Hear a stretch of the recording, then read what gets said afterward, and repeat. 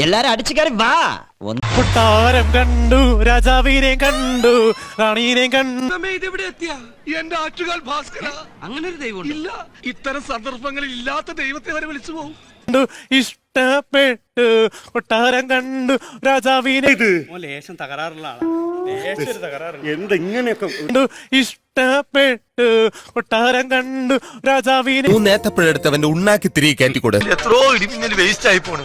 ഒരെണ്ണവന്റെ തലയിൽ വീഴ്ത്തിയിരുന്നെങ്കിൽ. റാണീനെ കണ്ടു, ഇഷ്ടപ്പെട്ടു. എവിടെ നിന്ന് കിട്ടിയോടോ ഈ ഉണ്ടാക്കണേ? നിങ്ങളെ കണ്ടാലോ എന്നെ പറ്റി പാട്ടുണ്ടാക്കണ കുളപ്പുള ചന്ദ്രനെ പറ്റി. പുളപ്പുള ചന്ദ്രൻ എങ്ങനെയാണ് എന്ത് കോമാളിത്തരം കാണിക്കുമല്ലേ?